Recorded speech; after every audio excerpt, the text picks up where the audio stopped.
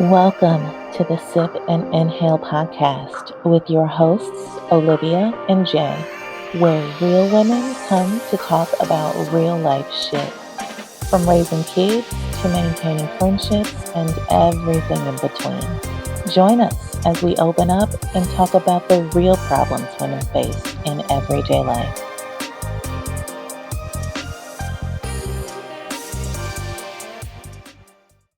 Welcome back, my loves. Hey. So today, I really want this to just sort of be a girl chat. So I wanted to chat about being friends with your ex. And I think Olivia and I have just differing ways to approach this.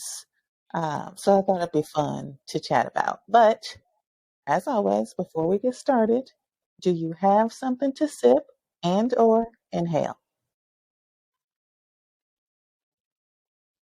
All right. I'm sort of obsessed a little bit with the self-care is dope cup. Um, I like it.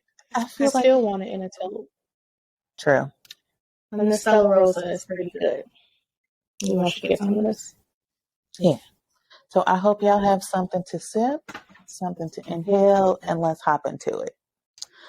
So I'm gonna start this conversation off just by saying that sometimes maybe I'm not the nicest person that someone has met. Like I hear other people's opinions and I'm just like, wow, that's a really nice way to look at things. That's not what I would do. So I'm going to ask the question.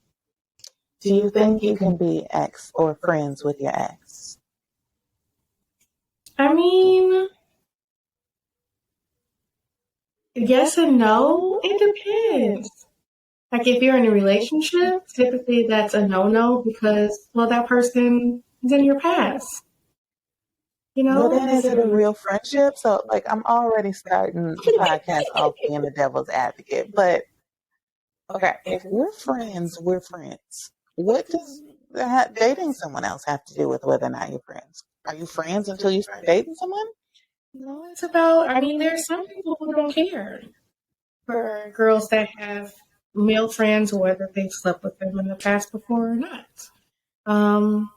But I guess it also goes to the question on if men and women just in general can be friends without there having been something or there being something. I agree. And I think that's tough for me. For all of my life, I've always said that men and women can't just be friends. And I know it's some listeners listening right now that's like, yeah, and hear me out because, okay, it is just my opinion that when two people get together and they spend extended amounts of time together, feelings develop. Doesn't matter what they look like, doesn't matter. Feelings develop. I just think that's human nature. Now, these are just my feelings, my thoughts. I'm certain there are millions of people that have had male female relationships or female. It doesn't matter. I'm sure of it. But I always feel like there's just like in the background, it's just like, you probably date him. You probably date her. So I don't know. I mean, it's possible, I guess. It's weird to say as social as I am. Just all of my friends are female. That's probably because of what I do for a living. I don't have much of a social life these days, being a single mom. So Aiden's my best friend. For those of you who don't know, Aiden is my 5-year-old son. I know it's a little sad. Stop looking at me like that. A little bit. Stop looking at me like that. Okay. A little bit. And like, I'm all for parenting, I'm all for momming, but if your best friend is 5 and you're 30, you know what I mean? If he wasn't my son, you'd be worried. More than concerned. More than concerned. But I don't know. I mean, I have a fairly cordial relationship with his dad, but that's also because he's his dad.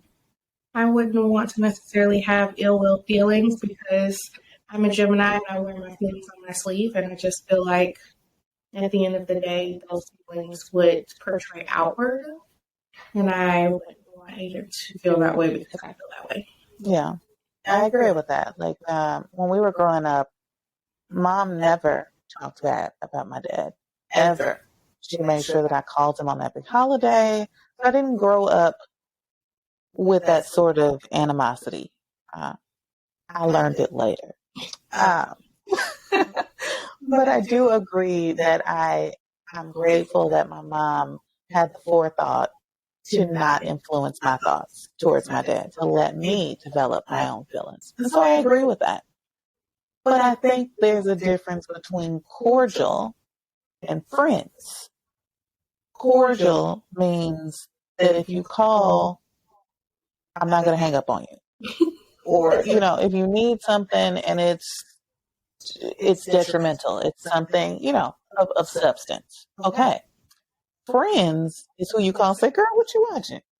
What you seen that episode of? And I gotta say, for me, I don't think I'm a friends with the ex sort of gal. I think off top, what I would think was most strange is that we had sex and now we don't have sex. And we're gonna pretend that we've never had sex. I know what your dick look like. You know what I mean? Have a general, possibly understanding of what your friendship. Maybe it depends on how you define friendship, or what other bonds you all had before you started having sex with each other. Okay, let me ask this question. Could you be best friends with your gynecologist? I mean, she done been up in there. Maybe not. It would be weird, maybe. It'd probably be a little strange. But I know her for the intention of looking and making sure my hoo-ha is okay. But could you guys be best friends? I don't think so. Maybe? Because I feel like that's the same as being best friends, or not best friends, but friends with your ex. This is someone that has seen your vulnerabilities, is what we'll call them. And now, like, you see me with somebody else, you know my secrets. You know what I mean? Like, and I'm comfortable admitting that these are likely my own insecurities. And I'm certain that there are other people that are able to be friends. And if I know nothing else in this world, I know that there are things that I don't know. But I just feel like it'd be those small things. Like, I know what your penis looks like. Right, Am I being petty? You all could just be talking about how your moms are doing. Yeah, sure. I feel like it's. But what would this friendship be for, I guess? And I get, like, I heard you. It goes back to what your relationship was prior to, the sexual part of your relationship, which I get. And maybe that part has to be stronger than what I'm aware of or what I know, But I don't know. It feels to me like once you cross a barrier in terms of intimacy, it's very difficult to go backwards. It's difficult to now go back and say, nope, we're not sexual. We just chat. I love hearing about the other girls that he dated. I don't know. I mean, I guess I'm somewhat on the fence. Maybe that's just because where I am now. But I don't think it's a very common thing at all. I think a lot more people are past is the past. Yeah. Only in the present if it's just like severely for like, I need you here for some reason. Yeah. And I feel like I jumped in this hot, right? Like this topic came up for me because I was reading Essence online and I saw that LaToya Luckett, who I love, she has an absolutely gorgeous voice, but that she recently did a podcast, maybe like in June or something. And she had Slim Thug. I think he has a new rap name, but I don't know that because I'm from the 90s, so we're going to call him Slim Thug today. But it seemed like a really good episode. Like they chatted and, they talked a little about what they liked about each other. And you could just really feel the chemistry. Like you could feel the chemistry from them. And I just thought it was so interesting to have that sort of chemistry with someone, to have had that sort of intimacy, but, not be together or not have that desire. Well, some people are in your life for a reason, and some for a season. Well, maybe he's in her life for a reason that has nothing to do with that. Yeah. I just thought it was really interesting. I usually when you see exes, especially our people, it get real ugly. Yeah, it get real. Whole family reunion, you know what happened? Yeah, I mean, I think like let them see y'all friends on Facebook, or like it gets so a lot. It gets a lot. Mm-hmm. And so it was just sort of refreshing to see the two of them talk. Now, I'm not here to spread gossip or anything like that, but it does sound like LaToya divorced her husband or is in the throes of divorce. And so it's very possible that this chemistry that I saw is chemistry. You know what I mean? But I also thought it was an interesting topic because, like you mentioned, you are pretty cordial with Aiden's dad. And just for our viewers, we've gone through a lot, like with being a new mom. And when I say we, it's because anything that happens to my sisters happens to me. And Aiden loves his dad. All of that is fantastic. But we, Olivia and I, have often argued or had disagreements about this approach. And so I thought that it would be interesting just to hear the different perspectives because like while I might have my feelings about whatever is happening, and you all are very aware that my sister is a single mom, we talk about it all the time. What I think is unique is that you are able to not just be cordial, but to care, like to truly, and that sounds so mean to me that you're able to care because I'm not able to care about people, but you care about people in your own way. Yeah. Yeah, well, I mean, we're high school sweethearts, and I'm 30 and he's 31 now, so we've literally known each other for half of our lives. Exactly. What are you? Are you 15 when you go to high school? You're 14. Yeah, so we're basically, I think I've known him for half of his life, exactly. I don't know, something strange like that. So, I don't know. Yeah, tough one. Yeah, and I'll take it back. So I, at one point, had a high school sweetheart that I was with for a very long time. I have no idea what a guy is. You know what I mean? I have no idea where he is. Haven't thought of him. Certainly wouldn't be friends. Certainly. Yeah, was that because you're in a relationship or just because of who you are? It's not because I'm in a relationship. I mean, I guess that's part of it. Like, I don't see any reason to intertwine the two, but I really think that it's who I am. And maybe my relationship is different. But yeah, like I feel like we knew each other for a long time. I knew him when I was 15. And you would think that those would be the sorts of relationships that would be, hard to let go. And, I went through my whole sort of journey with that. Girl, when I tell you that it was over, I just left, and that was it. I didn't look back. I didn't think about what it was gone.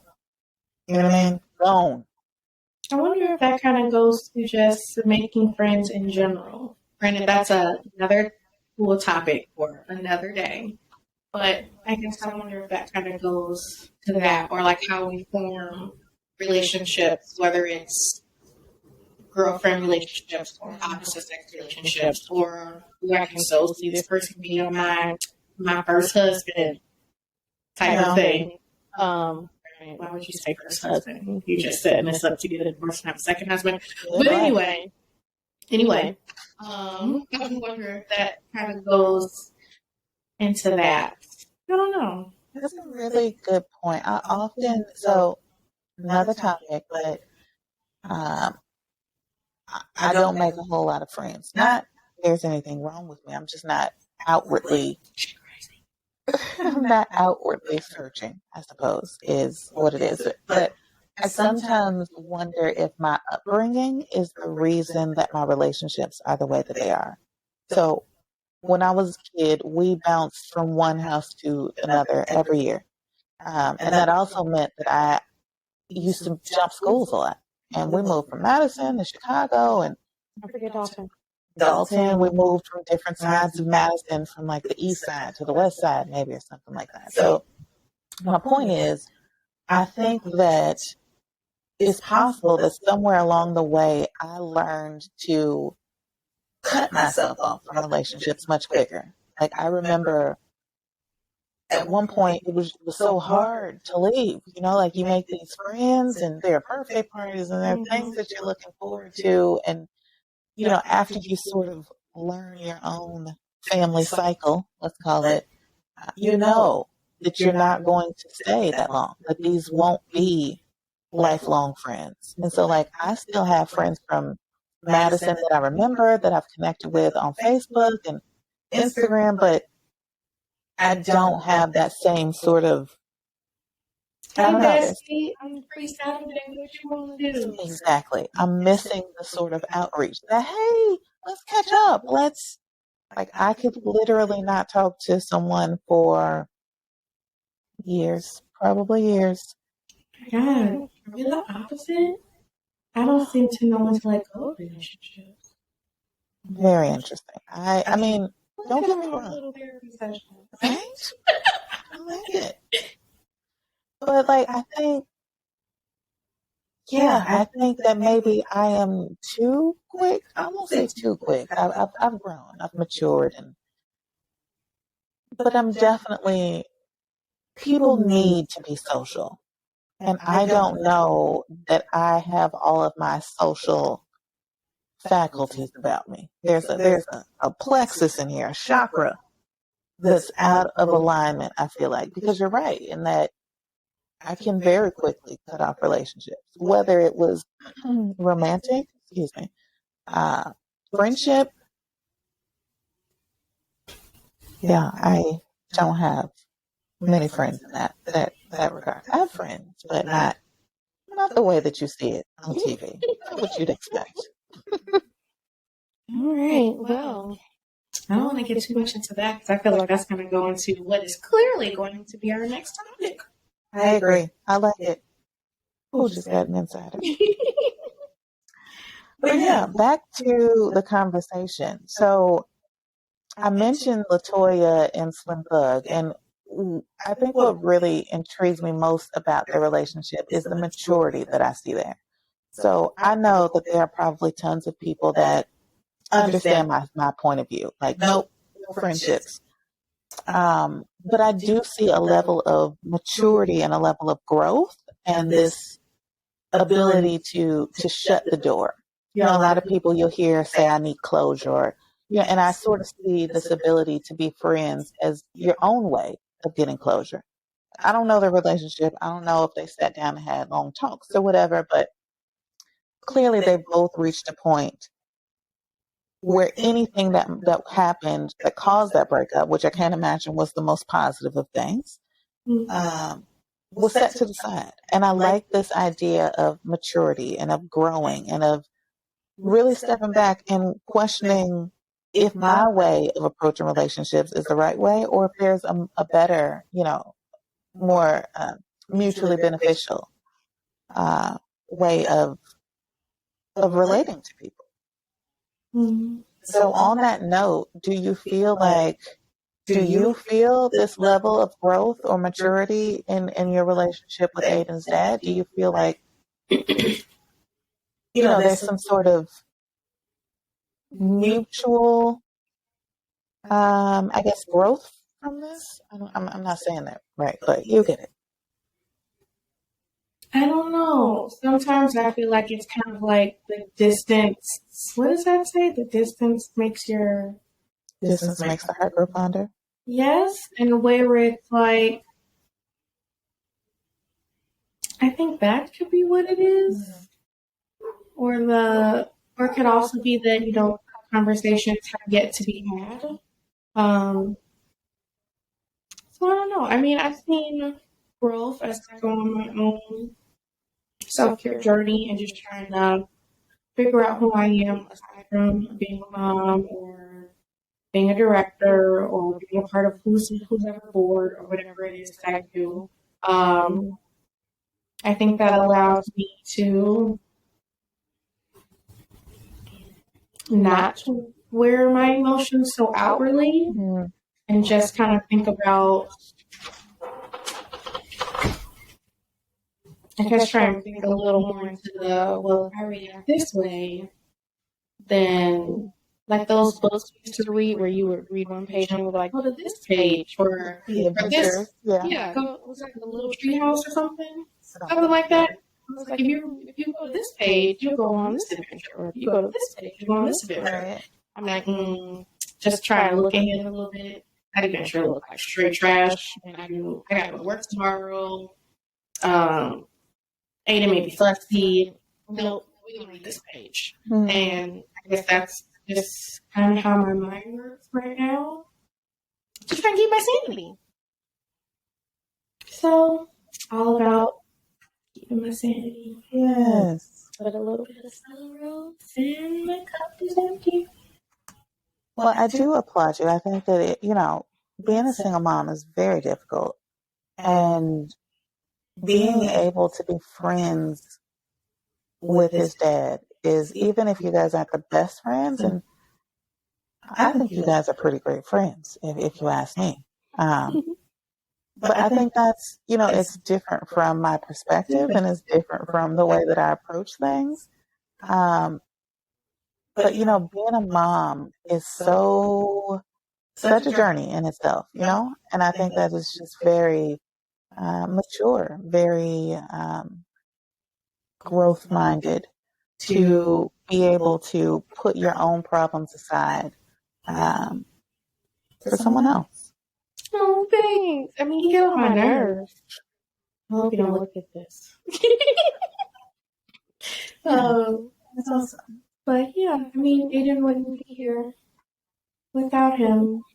And boy, oh boy, does he act like him on multiple occasions. And I'm like, oh, you are your daddy's child.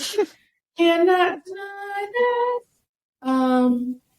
But yeah, I do my best to try and set a good example. And just try and remember the end goal, which is to raise a super awesome little boy, young man who can express his needs and wants in a meaningful and non-hurtful way. Yeah, I love it. Well, before we close out, do you have any advice, tips, resources for maybe other single moms that haven't reached the calmness of the relationship yet? I have a quote that my sister gave me. It was, you pushed out a baby, you can do anything. That's so true. So when in doubt, when you're frustrated, when somebody's getting on your nerves, when you just really want to give him like the backhand of it, just tell yourself that you pushed out a baby and you can do anything. And then just find your nice little move song. I think doing yoga has helped, even when I'm not doing yoga consistently. Just not having like that mom guilt of locking my door.